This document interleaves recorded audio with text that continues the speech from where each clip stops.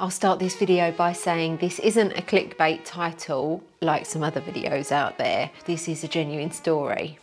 A friend was chatting to me the other day at the gym and I was about to get on the treadmill and do some interval running, and he said that he was jealous that I could wear barefoot shoes all the time without getting any foot or leg pain. And I explained that it had taken me 7 years to get to the stage where I could wear barefoot shoes all the time and experience no pain. My friend is super fit. He's got a VO2 max of something crazy of about 60, and he's strong. And he tells me that when he tries barefoot shoes, he gets pain in his feet because he's got collapsed arches and he experiences shin splints. Later on that day, when I was hanging up my laundry, I had a thought. My friend is 42, and I'm going to take a guess that he started wearing shoes at the age of 1.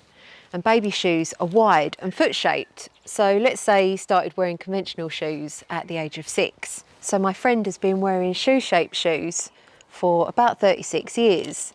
And shoe-shaped shoes have a narrow toe box, often an elevated heel, even if it's just a small heel, along with a padded and cushioned sole for comfort and performance. And even though this may sound and look good, there lies the problem.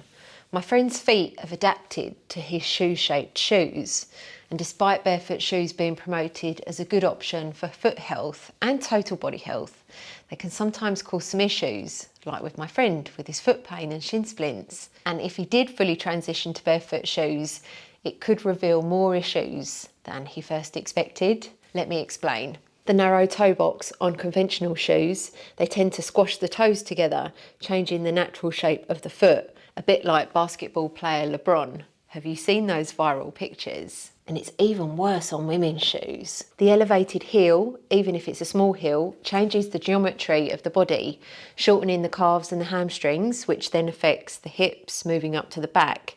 And it then has a cascade effect up the rest of the body. And then there's the padded and cushioned soles. And it's likely that my friend's feet have become used to the support and the shock absorption of his shoes for more than 30 years. So why would his feet need to do the work when the shoes are doing the work for him? For over 36 years, my friend's feet have moulded and adapted to the shape of his shoes. And as a result, his body has adapted to the shape of his shoe-shaped feet. And the body does a great job of adapting what we do to it, not always in the best way. And this video isn't me hating on conventional shoes or finding fault in my friend, because I'm not the barefoot shoe police. This is simply me sharing a story and my thoughts, and it might be helpful for someone thinking about transitioning to barefoot shoes. So I'm still hanging out my washing and all this stuff is going through my head.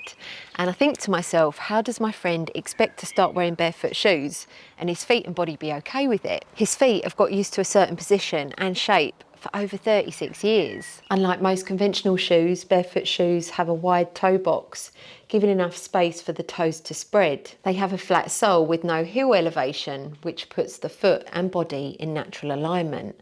And the shoe is flexible, so the foot can move freely. And the sole doesn't have any cushioning, which encourages the foot to use its natural suspension in the arch and its own foot strength. For those that say that barefoot shoes are pretty ugly, I tell you what else is pretty ugly. Fortunately, we're no longer in an era where we have to contort our feet and our bodies in order to impress others. I've been wearing barefoot shoes for 7 years now, and my transition took 3 years. And the tip that I gave to my friend was start the transition by wearing barefoot shoes for about an hour a day and do short walks and light tasks, then change back into his usual shoes for the rest of the day. And then each week or fortnight, increase the time in the barefoot shoes by about 30 minutes. During this time, his feet and toes will spread, returning to their natural wide position, while the arches of his feet regain some of the natural suspension. And even though this sounds good, it could cause him some foot and toe pain. As well as this, his calf muscles will lengthen and need to work harder, which could cause them to become tight. And his feet and ankles will need to regain strength, alignment and mobility that he once had before. And here lies the issue with barefoot shoes. Even though they're a great shoe to wear, they can uncover some unexpected problems in the body. However, with patience and discipline, it's likely that these problems can be fixed. but after many years of wearing a conventional shoe shape, this transition could take several months, maybe even several years, and there could be some issues along the way. If you're thinking about transitioning to barefoot shoes and you want a recommendation, then I think the Vivo Barefoot Primus Light knit shoe is a really good one. They look pretty smart, but you can also wear them to the gym for weightlifting, natural movement, things like that. And then the good thing about Vivo Barefoot is they offer a 100-day free trial.